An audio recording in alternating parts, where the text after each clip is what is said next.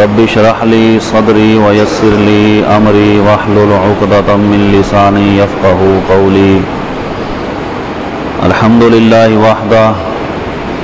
والصلاة والسلام على من لا نبي بعده وعلى آله وأصحابه الذين أوفوا عهده. أما بعد فأعوذ بالله من الشيطان الرجيم. بسم الله الرحمن الرحيم. قال رسول الله صلى الله تعالى عليه وسلم: من زار قبري وجبت له شفاعتي. صدق رسول الله صلى الله عليه وسلم. إن الله وملائكته يصلون على النبي يا أيها الذين آمنوا صلوا عليه وسلموا تسليما. اللهم صل على سيدنا ومولانا محمد وعلى آل سيدنا ومولانا محمد وبارك وسلم. صلاة وسلام عليك يا سيدي يا رسول الله وعلى آلك وأصحابك يا سيدي يا حبیب اللہ. گزشتہ درس میں نبی کریم صلی اللہ تعالی علیہ وسلم کی اس حدیث مبارکہ کے تحت مدینہ منورہ کی حاضری کے کچھ آداب ذکر کیے گئے تھے، اور خصوصیت کے ساتھ جب کوئی زائر مدینہ اپنے مقام سے اس عظیم الشان سفر کی طرف چلے گا تو گھر سے چلتے وقت کس نیت کے ساتھ اس عظیم الشان اور تمام کائنات میں سب سے افضل مقام کی طرف جائے گا، نیت اس وقت کیا ہونی چاہیے اس کا ذکر بھی کیا گیا. اور آج کل وہاں کے لوگ جو ہیں وہ اس نیت کے متعلق کیا عقیدہ رکھتے ہیں اور کیا چیزیں چھاپ کر انہوں نے اپنی کتابوں میں لکھ کر تقسیم کی، اس کے بارے میں بھی کچھ وضاحت کی گئی تھی. یاد رہے کہ اس دور میں ایک مسلمان کے لیے اپنا ایمان بچانا بہت زیادہ مشکل ہے، اور جہاں ظاہری طور پر ہم اپنے مال اور اسباب کی حفاظت کرتے ہیں، اسی طرح ہمیں اپنے ایمان کی حفاظت کی بھی فکر ہونی چاہیے. اپنے گرد و نواح میں قرب و جوار میں ایسے لوگ کہ جو ایک سچے مومن کہ جس کے دل میں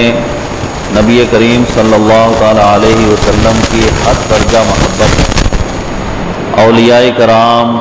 سے وہ عقیدت رکھتا ہے، اور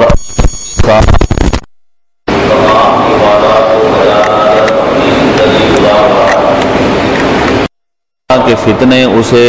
چاروں طرف سے گھیر لیتے ہیں. کوئی اسے مشرک قرار دیتا ہے تو کوئی اسے بدعتی قرار دیتا ہے، کہیں طرح طرح کے شکوک و شبہات میں اسے مبتلا کیا جاتا ہے. تو ہمارے لیے یہ لازم ہے کہ ہم ہر اس چیز کی پہچان پیدا کریں کہ کون سی چیز ہمارے لیے دنیا و آخرت میں فائدے کا باعث ہے اور کون سی چیز نقصان کا سبب ہے.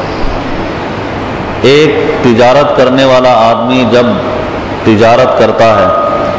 تو اس کی نظر ظاہری طور پر نفع کی طرف بھی ہوتی ہے اور نقصان کی طرف بھی، بلکہ ہمارے معاشرے میں اگر ہم اس بات پر غور کریں تو سب سے پہلے ایک آدمی اپنے نقصان کو دیکھتا ہے کہ کہیں اس کام میں میرا نقصان تو نہیں ہو رہا، اور اسے ذرہ بر بھی کسی کام میں نقصان نظر آتا ہے تو وہ اس کام کو ترک کر دیتا ہے. لیکن جہاں دین کی بات آتی ہے وہاں ہم نقصان کی طرف نظر نہیں کرتے. محبتیں تھیں ان کو ہی نکال دیا جائے اور ایسے اسباب پیدا کر دیے جائیں کہ ایک مسلمان ان تمام چیزوں کو چھوڑنے لگ جائے، تو یہ وہ وقت ہے کہ جس میں ایک مسلمان کے لیے اپنا ایمان بچانا بہت مشکل ہے. امام اہل سنت عاشق ماہ رسالت عاشق ماہ نبوت مولانا الشاہ امام احمد رضا خان علیہ رحمۃ الرحمان نے پہلے سے ہی یہ ارشاد فرما دیا تھا کہ سونا جنگل رات اندھیری چھائی بدلی کالی ہے، سونا جنگل رات اندھیری چھائی بدلی کالی ہے، سونے والوں جاگتے رہنا چوروں کی رکھوالی ہے۔ آنکھ سے کاجل صاف چرا لیں یا وہ چور بلا کے ہیں، اتنی آسانی کے ساتھ اور ایسے شاطر طریقے سے ایک سچے مومن کے دل سے آداب کو نکال لیا جاتا ہے۔ فرماتے ہیں کہ آنکھ سے کاجل صاف چرا لیں یا وہ چور بلا کے ہیں، تیری گٹھڑی تاکی ہے اور تو نے نیند نکالی ہے، تو غفلت سے سویا ہوا ہے، تجھے بھی چاہیے کہ بیدار ہو جا اور اپنے قرب و جوار کو پرکھ کہ کون سا آدمی میرے لیے دنیا و آخرت میں فائدے کا سبب ہے اور کون سا نقصان کا باعث ہے۔ چنانچہ ان آداب مدینہ میں سے کچھ آداب ذکر کیے گئے تھے، اور سب سے پہلی چیز اس مقام پر جانے کی جو نیت ہے اس کا تذکرہ گزشتہ درس میں کیا گیا تھا کہ ایک مسلمان، اس کا یہ عقیدہ، اس کا یہ نظریہ ہے کہ جب وہ حرم شریف میں پہنچے گا، عمرہ ادا کرے یا ارکان حج کرے، اس کے بعد یا حج کی ادائیگی سے پہلے جب مدینہ منورہ کی طرف رخ کرے گا، جب اس مقدس شہر کی طرف جائے گا کہ جس طرف جانے کے لیے مدتوں اس نے یہ تمنائیں اپنے دل میں بسائی ہوئی تھی کہ وہ وقت آئے کہ مجھے بارگاہ رسالت کی حاضری نصیب ہو، جب اس مقام کی طرف چلے گا تو نیت کیا کرے گا؟ تو میں نے یہ عرض کیا تھا کہ آج کل وہاں جو طبقہ مسلط ہے، جسے سعودی حکومت کہا جاتا ہے، ان کی طرف سے جو سوچ اور نظریہ لوگوں کے درمیان پھیلایا جا رہا ہے، وہ وہی نظریہ ہے جو ابن تیمیہ کا تھا، جو اس نے لکھا تھا کہ نبی کریم صلی اللہ تعالی علیہ وسلم کے روضہ پاک کی نیت کر کے سفر کرنا ناجائز ہے۔ کوئی بھی شخص حضور کے روضہ پاک کی نیت کر کے اس طرف سفر نہ کرے، ہاں جب وہاں پر جائے تو مسجد نبوی شریف کی نیت کرے، اس کے بعد ضمناً وہاں پر حاضری ہو جائے تو اس میں کوئی مذائقہ نہیں۔ اور اگر کسی نے ایسی نیت کی کہ اپنے گھر سے اس نیت سے چلا یا حرم شریف میں حاضر ہونے کے بعد حج و عمرہ کی ادائیگی کے بعد مدینہ منورہ اگر نبی کریم صلی اللہ تعالی علیہ وسلم کے روضہ پاک کی نیت کے ساتھ چلا تو یہاں تک لکھا کہ یہ ابو جہل سے بڑا مشرک قرار پائے گا۔ تو آپ اندازہ لگائیں کہ کس طریقے سے ایک مسلمانوں کے دلوں سے ان آداب کو نکالا جا رہا ہے۔ ہو سکتا ہے کہ کسی کے ذہن میں یہ بات آئے کہ ہمیں ان سے اس قدر جو معاملات ہیں، جو ان کی ان چیزوں کو بیان کرتے ہیں، تو کوئی ذاتی بغض و عناد تو نہیں، تو عین ممکن ہے کسی کے دل میں یہ بات آئے۔ تو یاد رہے کہ ذاتی بغض و عناد ہمیں کسی سے بھی نہیں ہے۔ رسول اللہ صلی اللہ تعالی علیہ وسلم سے جو سچی محبت رکھتا ہے وہ ہمارے سروں کا تاج ہے، اور جو نبی کریم صلی اللہ تعالی علیہ وسلم سے بغض و عناد رکھے، سرکار دو عالم علیہ الصلوۃ والسلام سے نسبت رکھنے والی کسی چیز کی بھی بے ادبی کرے تو وہ ہمارا کتنا ہی قریبی رشتہ دار کیوں نہ ہو، ہمارا اس سے کوئی تعلق نہیں۔ اور یہی عقیدہ، یہی نظریہ امام اہل سنت نے ہمیں دیا، اور یقیناً یہی نظریہ دنیا و آخرت میں کامیابی کا باعث ہے۔ وہ دلائل، وہ چیزیں، وہ معاملات کیا تھے جن کی بنا پر ابن تیمیہ نے اس بات کو لکھا؟ تو یاد رہے کہ ایک چیز دلیل کے طور پر جب انسان کے سامنے آتی ہے تو وہ اس حقیقت کو سمجھ جاتا ہے کہ سامنے والا کسی بغض کی وجہ سے بات نہیں کر رہا، بلکہ حقیقتاً یہ چیزیں موجود ہیں۔ تو وہ نظریہ میں آپ کی خدمت میں عرض کرتا ہوں کہ جس نظریے کے تحت ابن تیمیہ نے یہ لکھا تھا کہ نبی کریم صلی اللہ تعالی علیہ وسلم کے روضہ پاک کی طرف نیت کر کے سفر کرنا ناجائز ہے۔ حدیث شریف امام عبد الرزاق نے اپنی سند کے ساتھ روایت کی،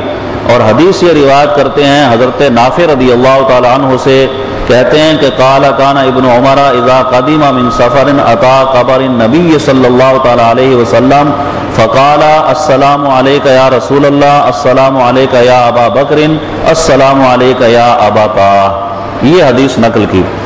اور یہ حدیث کئی اسناد کے ساتھ مروی ہے۔ حدیث کے الفاظ حضرت نافع بیان کرتے ہیں کہ حضرت عبداللہ ابن عمر جو سیدنا عمر فاروق رضی اللہ تعالیٰ عنہ کے صاحبزادے ہیں، حضرت عبداللہ ابن عمر رضی اللہ تعالیٰ عنہ کا طریقہ کار کیا تھا حضرت عبداللہ ابن عمر رضی اللہ تعالیٰ عنہ کی بے شمار واقعات نبی کریم صلی اللہ تعالیٰ علیہ وسلم کی بارگاہ میں آداب کے ہیں کہ کس طریقے سے سرکار کی ان چیزوں کا ادب کرتے تھے جن کو حضور سے نسبت تھی. تو ان کا یہ طریقہ بیان کیا گیا کہ جب کبھی بھی کسی سفر سے آتے تو یہاں پر الفاظ موجود ہیں کہ اذا قدم من سفر اتا قبر النبی صلی اللہ تعالیٰ علیہ وسلم، جب بھی سفر سے آتے تو نبی کریم صلی اللہ تعالیٰ علیہ وسلم کے روضہ پاک پر حاضری دیتے. حاضر ہونے کے بعد عرض کرتے السلام علیکہ یا رسول اللہ، السلام علیکہ یا ابا بکر، السلام علیکہ یا ابا طاق، اے ابا جان آپ پر سلام ہو. حضرت عمر فاروق رضی اللہ تعالیٰ عنہ کی بارگاہ میں سلام عرض کرتے. تو یہ حدیث امام عبد الرزاق نے روایت کی.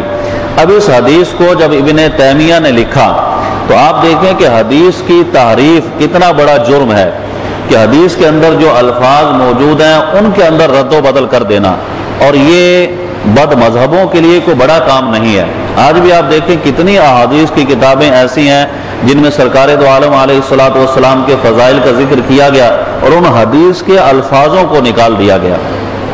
لیکن جن کے دلوں میں نبی کریم صلی اللہ تعالیٰ علیہ وسلم کی سچی محبت ہے، اگر کتابوں سے ان آداب کو نکال بھی دیا جائے اللہ تبارک و تعالیٰ ان کے دلوں میں اس ادب کو سلامت رکھتا ہے. تو محبوب پاک صاحب الاولاق صلی اللہ تعالیٰ علیہ وسلم کی بارگاہ میں حاضر ہونے کا طریقہ حضرت عبداللہ ابن عمر کا یہ تھا. اب ابن تیمیہ نے الموطا کے حوالے سے اس حدیث کو اس طرح لکھا کہ حضرت عبداللہ ابن عمر رضی اللہ تعالیٰ عنہ جب مسجد میں داخل ہوتے، وہاں کیا الفاظ تھے، قبر النبی، نبی کریم علیہ الصلوۃ والسلام کے روضے پر حاضر ہوتے. اس نے لکھا کہ جب مسجد میں داخل ہوتے تو کہتے السلام علیکہ یا رسول اللہ، السلام علیکہ یا ابا بکر، السلام علیکہ یا ابا طاق. تو آپ دیکھیں کہ کتنا بڑا فرق ہوا کہ وہاں حدیث میں جو الفاظ جو محدثین نے نقل کی، اور کئی محدثین نے اس حدیث کو نقل کیا، وہاں یہ الفاظ تھے کہ جب نبی کریم علیہ الصلوۃ والسلام کہ روضہ پاک کے پاس آتے تو یہ کلمات کہتے. ابن تیمیہ نے لکھا کہ جب مسجد میں آتے تو ان کلمات کو کہتے. اب ابن تیمیہ نے یہاں مسجد کا لفظ کیوں استعمال کیا، وہ بات میں نے عرض کرنی ہے کہ جس کو گزشتہ درس میں ذکر کیا گیا تھا. اس نے یہ خیانت اس وجہ سے کی کہ ابن تیمیہ کا فاسد عقیدہ یہ تھا کہ مسجد نبوی کی زیارت کی نیت سے سفر کرنا جائز ہے اور نبی کریم علیہ الصلوۃ والسلام کی قبر مبارک کی نیت سے سفر کرنا ناجائز ہے.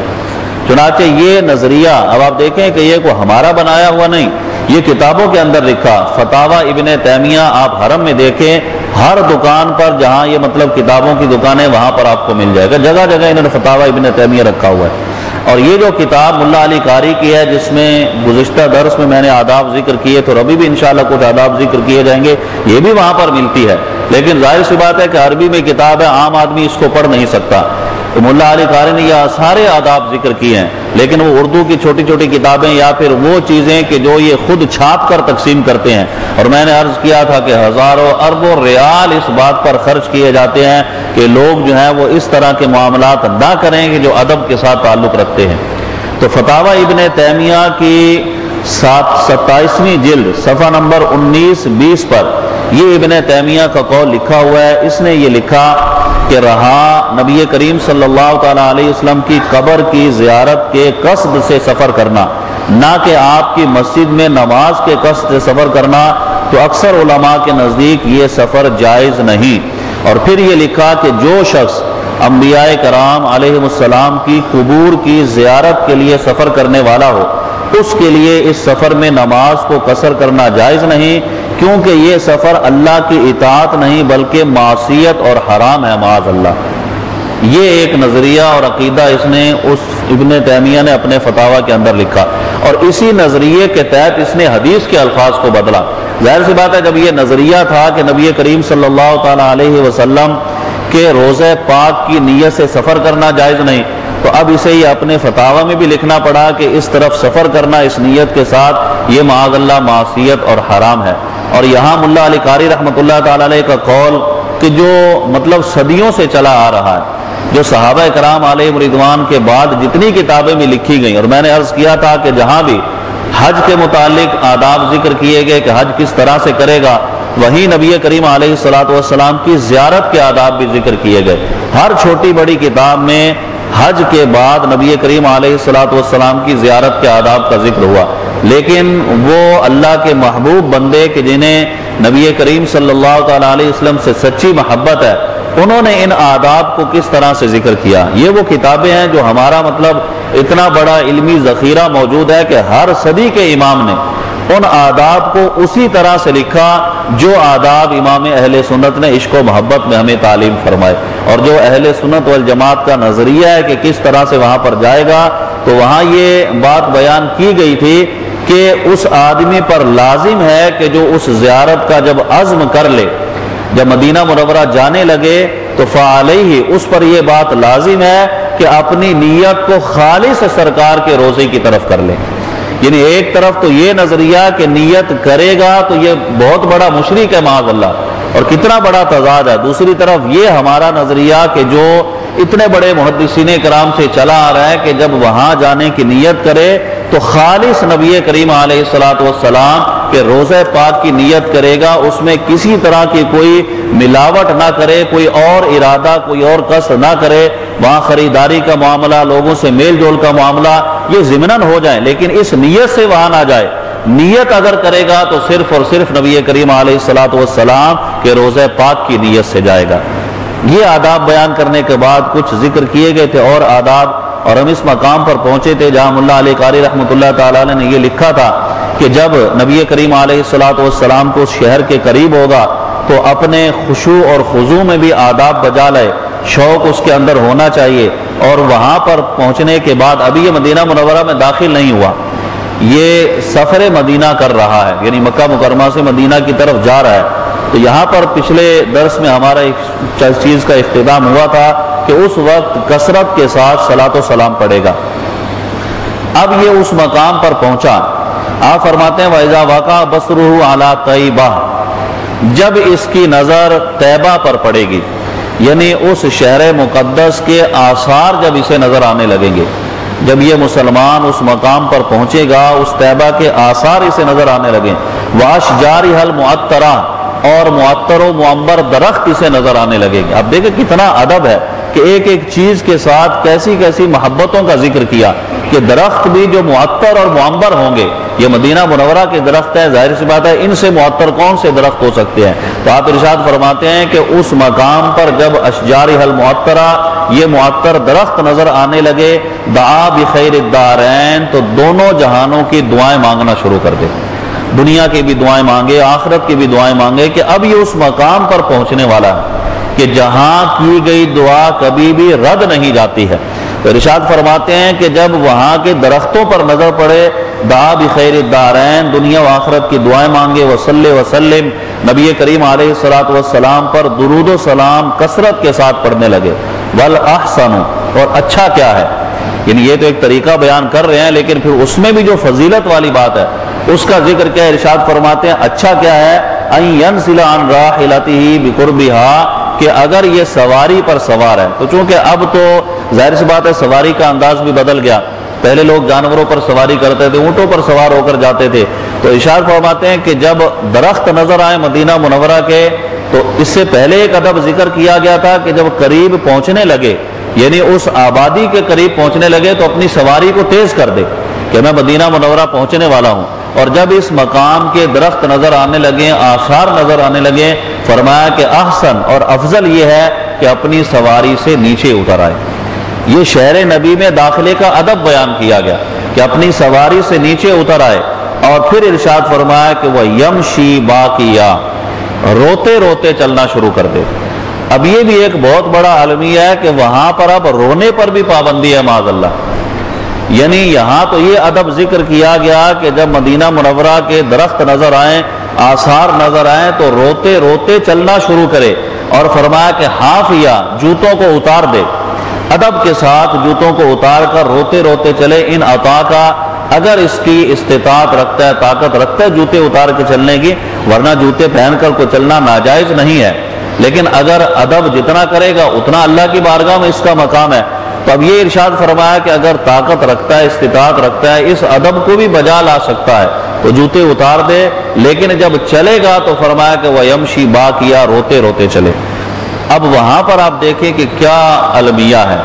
یعنی یہ سارے آداب وہاں ان کے نزدیک معاذ اللہ شرک اور بدعت ہیں.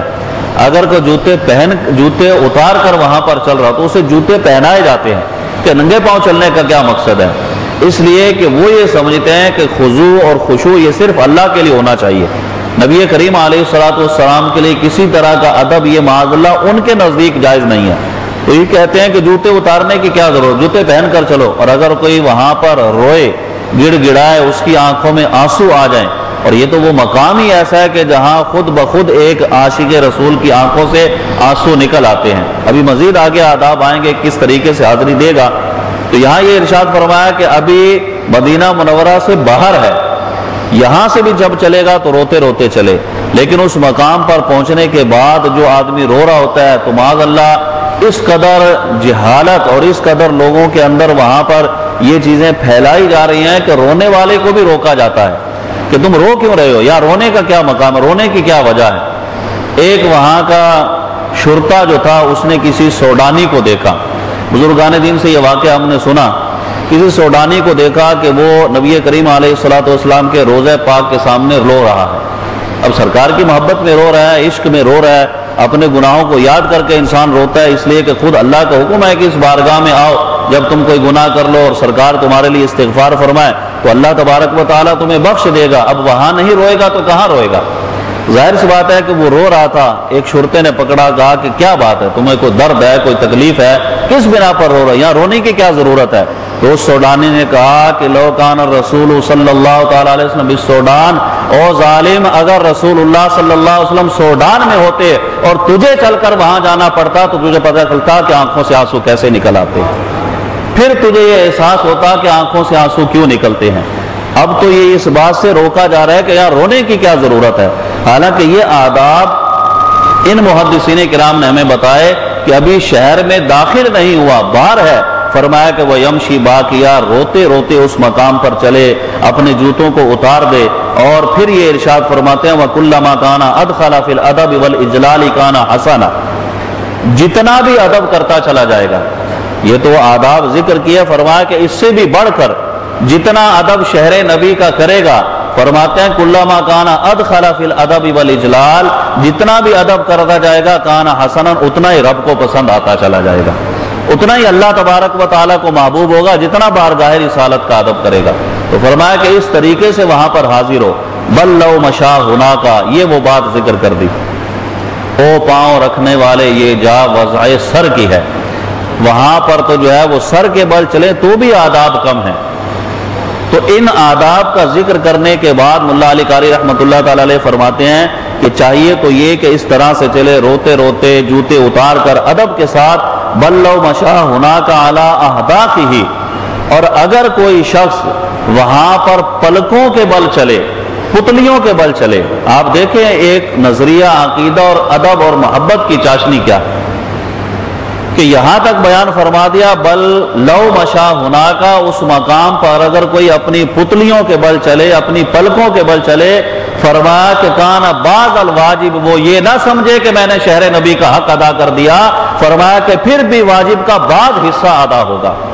پورا پھر بھی واجب ادا نہیں کر سکتا. اگر پلکوں کے بل بھی اس مقام پر چلے گا جب بھی کامل واجب ادا نہیں کر سکتا. فرمایا کہ بل کانا بعض الواجب، بلکہ اس نے واجب کا بعض حصہ ادا کیا ہے. اور وہ بعض حصہ بھی کتنا، ارشاد فرماتے ہیں کہ 100ویں حصے کا 1000واں حصہ اس نے ادا کیا. اب ایک طرف تو ان آداب سے روکا جائے، اگر کوئی وہاں ادب کے ساتھ ہاتھ باندھ رہے تو اسے باہر نکال دیا جائے، اس پر ظلم و ستم کیا جائے، اس کی محبتیں ان کو روندا جائے. اور ایک طرف یہ ہمارے محدثین کرام ہیں کہ جو آداب ذکر کر رہے ہیں، اور ملا علی قاری رحمۃ اللہ تعالی اللہ تبارک و تعالی ان کی تربت پر کروڑوں رحمت نازل فرمائے. مکہ مکرمہ کے قبرستان میں یہ تدفین ان کی ہوئی، وہاں پر مدفون ہے، اور یہ ان کی کتاب وہاں پر ملتی ہے. اور اس کتاب میں یہ سارے آداب، یہ بھی کتاب وہیں کی چھپی ہوئی ہے، سارے آداب لکھے ہوئے ہیں. لیکن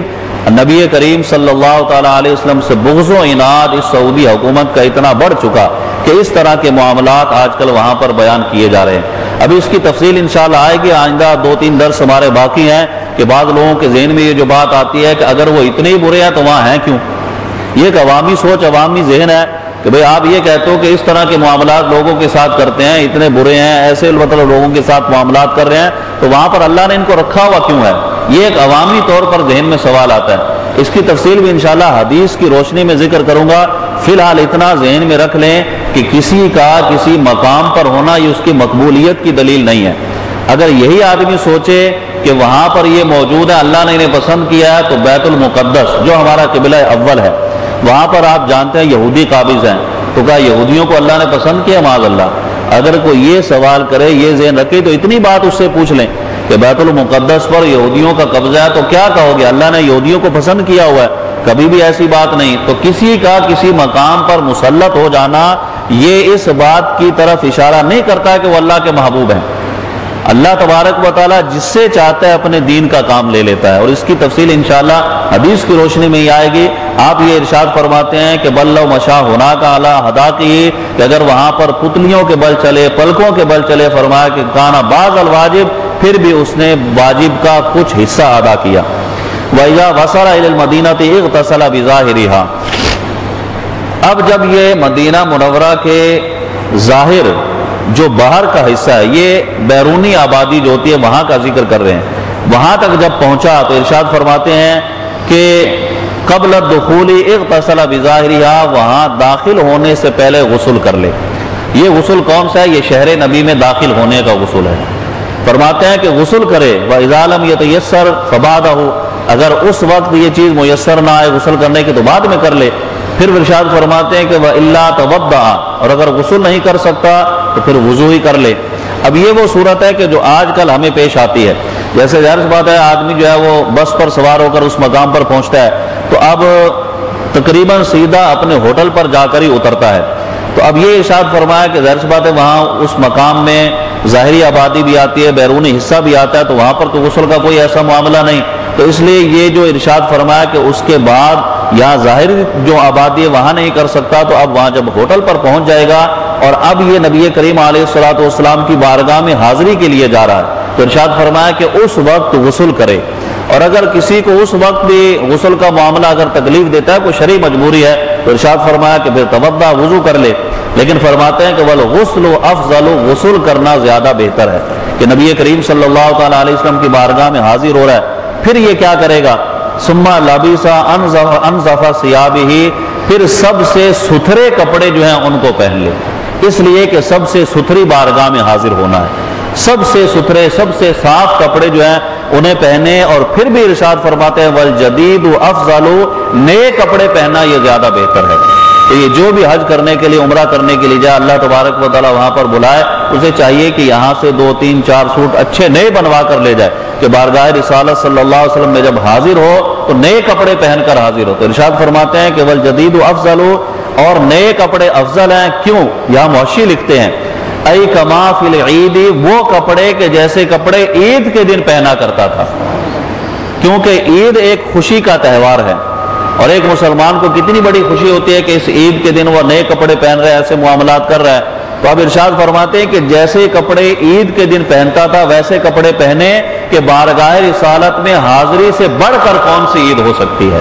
کہ نبی کریم صلی اللہ تعالیٰ علیہ وسلم کی بارگاہ میں جب حاضر ہوگا اس سے بڑی کون سی اس کے لیے عید ہے۔ تو فرمایا کہ وہ کپڑے پہنے، والبیاض اولا،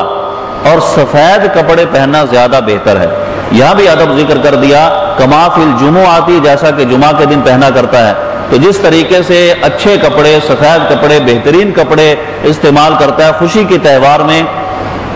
ارشاد فرماتے ہیں کہ اس وقت اس مقام پر پہنچ کر یہ کپڑے پہنے۔ وَيَتَطَيَّبُ، اور خوشبو بھی لگائے، خوشبو کا اہتمام کرے، کہ بارگاہ رسالت صلی اللہ علیہ وسلم میں حاضر ہونا ہے، اور نبی کریم صلی اللہ تعالیٰ علیہ وسلم کا ہی فرمان موجود ہے کہ خوشبو کو آپ بہت زیادہ پسند فرمایا کرتے تھے، خوشبو کا اہتمام کرے۔ وَإِذَا وَقَعَ نَظْرُهُ عَلَى الْقُبَّةِ الْمُقَدَّسَةِ، اب وہ مقام آ گیا کہ جس کی تمنائیں ساری زندگی یہ کرتا رہا کہ کاش روضہ انور جو ہے وہ اسے اپنی آنکھوں سے دیکھ لو۔ ملا علی قاری رحمۃ اللہ تعالیٰ علیہ فرماتے ہیں وَإِذَا وَقَعَ نَظْرُهُ عَلَى الْقُبَّةِ الْمُقَدَّسَةِ، جب اس کی نظر اس قبہ مقدسہ، قبہ مقدسہ سے مراد مقدس گنبد، نبی کریم علیہ الصلوۃ والسلام کا سبز گنبد مراد ہے۔ تو ارشاد فرماتے ہیں کہ جب یہ نبی کریم علیہ الصلوۃ والسلام کی بارگاہ میں حاضری کے ارادے سے چلے اور پھر اس مقام پر پہنچے کہ جہاں سے گنبد خضرا نظر آتا ہے۔ جب اس کی نظر اس گنبد خضرا پر پڑے، والحجرۃ المشرفہ، اور اس حجرے پر اس کی نظر پڑے کہ جو شرف والا ہے، جو عظمت والا ہے، فلیستحضر عظیمہا، تو اس کی عظمت کو دل میں لے کر آئے۔ اس کا جو مقام ہے، اس کی جو عظمت ہے، اس کے جو معاملات ہیں، جو اللہ کی بارگاہ میں اس کا مرتبہ ہے، اس کو پیش نظر رکھے، اس کو اپنے حاضر رکھے، وتفضیلہا، اور اس کی جو فضیلت ہے اس کو پیش نظر رکھے، وشرفہا، اور اس کی جو شرافت ہے، اس کی جو عظمت ہے اللہ کی بارگاہ میں، ان تمام کو پیش نظر رکھے۔ اور ارشاد فرمایا کہ افضل البقاء بالاجماع، اب اس بات کی طرف اپنی کامل توجہ کر لے کہ یہ مقام، جس مقام پر نبی کریم علیہ الصلوۃ والسلام تشریف فرما ہے، کہتے ہیں کہ افضل البقاء بالاجماع، بالاجماع ساری کائنات سے افضل ہے جس مقام پر نبی کریم علیہ الصلوۃ والسلام تشریف فرما ہے۔ وسید القبور بلا نزاع، اور یہ قبر مبارک جو ہے یہ تمام قبروں کی سردار ہے۔ اس چیز کو بھی پیش نظر رکھے۔ یہ عقیدہ اور نظریہ ملا علی قاری رحمۃ اللہ تعالی علیہ بیان کر رہے ہیں کہ جس جگہ پر نبی کریم علیہ الصلوۃ والسلام تشریف فرمایا وہ جگہ ساری کائنات سے افضل ہے۔ موشی نے اس کی تفصیل ذکر کی، اور قاضی ایاز رحمۃ اللہ تعالی علیہ کی عبارت میں نقل کی۔ آپ ارشاد فرماتے ہیں الاجماع، اس بات پر تمام امت کا اجماع ہے، یعنی کوئی یہ ایک دو گروہوں کی بات نہیں ہے۔ نبی کریم علیہ الصلوۃ والسلام سے لے کر آج تک جتنے محدثین فقہاء آئے سب کا اس پر اجماع ہے۔ کس بات پر؟ الاجماع علی تفضیل ما دم الاعضاء الشریفہ حتی علی الکعبۃ المنیفہ، کہ وہ مٹی جو نبی کریم علیہ الصلوۃ والسلام کے جسم اطہر کو مس کر رہی ہے، اس مٹی کی طرف اشارہ کیا۔ کہتے ہیں کہ وہ مٹی کہ جو نبی پاک صاحب الاولاق صلی اللہ تعالی علیہ وسلم کہ جسم مبارک کو مس کر رہی ہے، کہتے ہیں کہ بالاجماع وہ ساری کائنات سے افضل ہے، اور کہتے ہیں کہ حتی علی الکعبۃ المنیفہ، یہاں تک کہ وہ کعبہ مکرمہ سے بھی افضل ہے،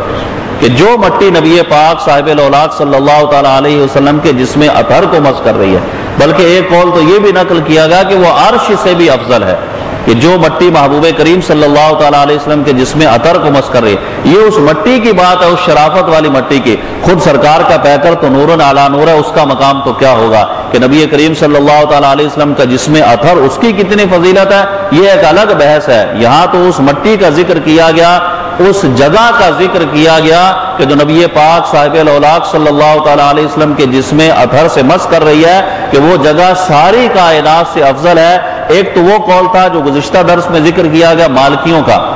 کہ مدینہ منورہ کی طرف سفر کرنا یہ کعبہ سے افضل ہے، تو اس سفر میں نبی کریم علیہ الصلوۃ والسلام کی زیارت کی نیت کرے گا۔ یہاں پر یہ جگہ اور وہ مقام کہ جس جگہ پر نبی کریم صلی اللہ تعالیٰ علیہ وسلم تشریف فرمایا، اس مقام کے بارے میں ذکر کیا کہ یہ پوری کائنات سے افضل ہے۔ یہاں تک فقہاء کرام نے لکھا کہ اگر کوئی آدمی یہ نظر مان لے کہ میں کائنات میں سب سے عظیم مقام پر جاؤں گا، یعنی کوئی نظر مان لے کہ میرا اگر یہ کام ہو گیا تو میں کائنات میں جو سب سے عظیم مقام ہے وہاں پر حاضر ہوں گا، تو فقہاء کہتے ہیں کہ مدینے میں حاضری کے بغیر اس کی نظر پوری ہو ہی نہیں سکتی، کہ نبی کریم علیہ الصلوۃ والسلام کے روضہ پاک کے پاس جائے گا تو اب سب سے عظیم مقام پر پہنچا، اس کے علاوہ اس کی نظر کہیں پوری ہو ہی نہیں سکتی۔ تو ارشاد فرماتے ہیں کہ یہ جگہ، یہ مقام کہ جہاں نبی کریم علیہ الصلوۃ والسلام تشریف فرمایا، یہ کائنات میں سب سے افضل ہے، یہاں تک کہ عرش سے بھی افضل ہے۔ امام اہل سنت عاشق ماہ رسالت، عاشق ماہ نبوت نے اسی مقام کے لیے جب آپ نے ان تمام چیزوں کو پیش نظر رکھتے ہوئے اپنا وہ نعتیہ کلام لکھا جس میں مدینہ منورہ کی فضیلت بیان کی، تو ارشاد فرماتے ہیں خم ہو گئے پشت فلک استانہ زمین سے، کہ جب زمین اور آسمان کے درمیان مکالمہ ہوا، آسمان نے کہا کہ میں افضل ہوں، کہ مجھ پر جو ہے وہ فرشتوں کا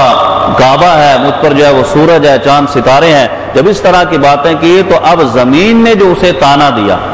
تو امام اہل سنت فرماتا ہے کہ خم ہو گئی پشت فلک اس تانہ زمین سے، زمین نے آسمان کو کیا تانا دیا کہ اس کی پشت جو تھی، اب کسی کو کوئی تانا دیتا ہے تو وہ گویا کہ شرمندہ ہو جاتا ہے۔ یہ ایک مطلب ہے کہ امام اہل سنت نے بڑے عشقیہ انداز میں اس کا اظہار کیا کہ ایک آدمی جس کو تانا دے تو شرمندہ ہو جاتا ہے، ایسے ہی جب زمین نے آسمان کو تانا دیا تو اس کی پشت جو تھی وہ سیدھی تھی، ٹیڑھی ہو گئی، اور اب تک ٹیڑھی ہی ہے کہ آپ اگر آسمان کو دیکھیں تو دور سے یوں نیچے نلی ہوئی نظر آئے گی. تو کہتے ہیں کہ خم ہو گئی پشت فلک اس تانہ زمین سے، سن ہم پہ مدینہ ہے وہ رتبہ ہے ہمارا، کہ مدینہ تو ہمارے اوپر ہے، آسمان میں تو کوئی مدینہ نہیں، مدینہ جو ہے وہ تو زمین پر ہی ہے. تو ارشاد فرماتے ہیں کہ خم ہو گئی پشت فلک اس تانہ زمین سے کہ سن ہم پہ مدینہ ہے وہ رتبہ ہے ہمارا. تو مدینہ جو ہے وہ تو زمین پر ہے. اسی لیے ارشاد فرمایا کہ نبی پاک صاحب الاولاق صلی اللہ تعالیٰ علیہ وسلم جس مقام پر تشریف فرما ہے، جو مٹی سرکار کے پیکر اقدس کو مس کر رہی ہے، ملا علی قاری رحمۃ اللہ تعالیٰ نے لکھا، امام قاضی عیاض رحمۃ اللہ تعالیٰ، تمام فقہاء کرام نے لکھا کہ وہ جگہ وہ مٹی تمام کائنات میں سب سے افضل و اعلیٰ ہے. تو اب جب سب سے افضل و اعلیٰ وہ مقام ہے تو اس کی نیت سے نہیں جائے گا تو کس نیت سے جائے گا؟ کہ آدمی جو ہے وہ اگر اس کو روکا جائے کہ وہاں کی نیت کر کے نہ جاؤ، معاذ اللہ اس نیت سے سفر کرنا حرام ہے. تو یہ نظریہ آپ پیش نظر رکھیں کہ جب بھی اللہ تبارک و تعالیٰ اس مقام کی حاضری کی توفیق بخشے، گھر سے یہ نیت ہو کہ محبوب کی زیارت کرنی ہے. اور یہ ایک سوچ ہماری ہونی چاہیے. آدمی پوچھتا ہے کہاں جا رہے ہو؟ عمرے پر جا رہا ہوں. عشق کا یہ تقاضا ہے کہاں جا رہے ہو؟ مدینے جا رہا ہوں. بس مدینہ جو ہے وہ زبان پر ہو، مدینے جا رہا ہوں تو عمرہ بھی ہو جائے گا، حج بھی ہو جائے گا. حج کے ارکان بھی مدینے والے نے ہی بتایا، عمرے کا طریقہ بھی مدینے والے نے ہی بتایا. تو اب یہ ہے کہ مدینے کا ذکر جب زبان پر ہوگا، وہ کہتے ہیں نا کہ بعض اوقات علم کی بجائے کچھ دیہاتی بھی ایسے جواب دے دیتے ہیں کہ سامنے والا لاجواب ہو جاتا ہے. ابو نور محمد بشیر کوٹلوی رحمۃ اللہ تعالی نے ایک مقام پر لکھا کہ حج کی طرف لوگ جا رہے تھے، سفر میں تھے، وہاں پر ان مسافروں میں کوئی بدعقیدہ آدمی تھا. اور یہ ہوتا ہے، آپ دیکھتے ہیں کہ جب حج کے قافلے تیار کیے جاتے ہیں اہل محبت کے ساتھ، وہ لوگ بھی ہوتے ہیں جو بغض و اناد رکھتے ہیں اور یہاں تک بھی معاذ اللہ کہہ دیتے ہیں کہ مدینے جانے کی کوئی ضرورت بھی نہیں ہے، حج پورا ہو گیا اور وہاں جو ہے حج کے ارکان تو مکہ میں ہی ادا ہوتے ہیں. اس کی بھی وضاحت میں نے گزشتہ درس میں کی تھی. تو اب یہ کہ اس سفر میں ان لوگوں کے درمیان بھی ایسا کوئی بدعقیدہ آدمی تھا، وہ لوگوں کو بس ورغلا رہا تھا، اس طرح کی باتیں کر رہا تھا کہ حج کے ارکان تو مکہ مکرمہ میں ادا ہوتے ہیں، مدینے جانے کی کیا ضرورت ہے، وہاں جا کر کیا کرو گے، بس حج کرو اور حج کرنے کے بعد گھر لوٹ آؤ. تو آپ کہتے ہیں کہ ایک دیہاتی کھڑا ہو گیا. اس دیہاتی نے کہا علم نہیں ہے، لیکن بعض اوقات دیہاتی اس طرح کی بات کر جاتا ہے کہ وہ بالکل ذہن میں وہ ساری بات آ جاتی ہے. اس نے کھڑا ہو کر کہا کہ او فلاں آدمی، تو جو یہ کہہ رہا ہے کہ مدینے جانے کی کوئی ضرورت نہیں ہے، کوئی حاجت نہیں ہے، مجھے ذرا یہ بتا کہ تو جو حج پر جا رہا ہے اور وہاں جا کر جو حج کے ارکان ادا کرے گا، ان ارکان کا طریقہ تجھے کس نے بتایا؟ اس نے کہا کہ طریقہ تو رسول اللہ صلی اللہ تعالیٰ علیہ وسلم نے ذکر کیا، قرآن میں تو صرف اتنا ہے کہ جب تم پر حج فرض ہو جائے تو حج کرنے چلے جاؤ. تو اب باقی طریقہ تو حدیث میں موجود ہے. اس نے کہا کہ اللہ کے محبوب نے اس کا طریقہ بتایا. کہا کہ وہاں جا کر تو طواف کرے گا، سعی کرے گا، منا جائے گا، مزدلفہ جائے گا، عرفات جائے گا، یہ سارے مقامات وہاں سے کنکریاں اٹھائے گا، شیطان کو جو ہے وہ کنکریاں مارے گا، رمی کرے گا. یہ سارے طریقے کس نے ذکر کیے؟ تو سب ظاہر سی بات ہے سن رہے تھے، سب کہنے لگے کہ رسول اللہ صلی اللہ علیہ وسلم نے انہی کا ذکر کیا اور سرکار دو عالم علیہ الصلوۃ والسلام کی احادیث سے ہمیں اس بات کا پتہ چلا. تو اس نے کہا کہ او منکر، ذرا اس بات پر غور کر کہ دنیا کے اندر اگر کوئی تھوڑا سا کسی پر احسان کرتا ہے، اس کا احسان بھی تم بھلاتے نہیں ہو، اس کو اس کا احسان کا بدلہ دیتے ہو. تو رسول اللہ صلی اللہ تعالیٰ علیہ وسلم نے اتنا بڑا احسان کیا کہ تمہیں حج کرنے کا طریقہ بتایا. اب محبت سے نہیں جاتا تو اس احسان کا بدلہ اتارنے کے لیے تو چلا جا. اگر وہ نہ بتاتے تو جو کیسے پتا چلتا کہ حج کیسے ادا کرنا ہے. تو اب لوگوں کی سمجھ میں بات آئے کہ واقعی ہاں اتنا بڑا احسان نبی کریم علیہ الصلوۃ والسلام کا کہ ہمیں ہر عبادت کا طریقہ سرکار نے بتایا. تو اب گویا کہ یہ تو قرآن پاک میں موجود ہے، هل جزاء الاحسان الا الاحسان، کے احسان کا بدلہ احسان ہے. تو اس نیت سے ہی چلے جاؤ. لیکن جن کے دلوں میں بغض و اناد ہو، جن کے دلوں میں عشق و محبت نہ ہو، انہیں آپ لاکھ سمجھاؤ، ان کی سمجھ میں نہیں آتا. اور ہمیں ان کو سمجھانا بھی مقصود نہیں، ہمیں اپنے ان محب لوگوں کو سمجھانا مقصود ہے کہ جو مدینے سے محبت رکھتے ہیں. اور الحمدللہ آپ سب مدینے سے محبت رکھتے ہیں. آپ خود بھی ان آداب کو پیش نظر رکھیں. جو جا رہا ہو اس کی بارگاہ میں عرض کریں کہ اس طریقے سے جو ہے وہ وہاں کی حاضری دے، اس طریقے سے ادب کو بجا لے. اور خبردار وہاں کوئی کسی طرح کی بھی کوئی کتاب آپ کو دے، اسے پڑھنے کی حاجت نہیں ہے. الحمدللہ ہمارے پاس خود اتنا مواد موجود ہے، ہمیں کسی کی کیا ضرورت ہے. ہمارے پاس اہل سنت کی اتنی کتابیں موجود ہیں جن میں آداب لکھے ہوئے ہیں، طریقے لکھے ہوئے ہیں. تو وہاں کوئی کتاب جب یہ کہ فتنہ ہوتا ہے، اگر آپ واپس کریں گے تو آپ لے لیں، لینے کے بعد اسے کہیں ڈال دیں، اسے مطلب جو ہے وہ اوراق میں ڈال دیں، اسے پڑھیں نہیں. اگر پڑھیں گے تو یہ شیطان جو ہے یہ بڑے وساوس میں مبتلا کرتا ہے. خصوصاً اس بات میں بھی بعض لوگ مبتلا ہو جاتے ہیں، دیکھو اتنے اتنے بڑے لوگ یہاں پر آ کر یہ معاملات کر رہے ہیں، نمازیں ان کے پیچھے پڑھ رہے ہیں، اس کی بھی وضاحت کروں گا انشاءاللہ کہ کس طریقے سے وہاں آپ حاضر ہوں گے، کیسے وہاں آپ کو نمازیں پڑھنی ہیں۔ اللہ تبارک و تعالیٰ جتنے آداب ذکر کی گئے ان پر ہمیں عمل کی توفیق عطا فرمائے، اور نبی کریم علیہ الصلوۃ والسلام کی بارگاہ کی با ادب حاضری نصیب فرمائے۔ وآخر دعوانا الحمدللہ رب العالمین۔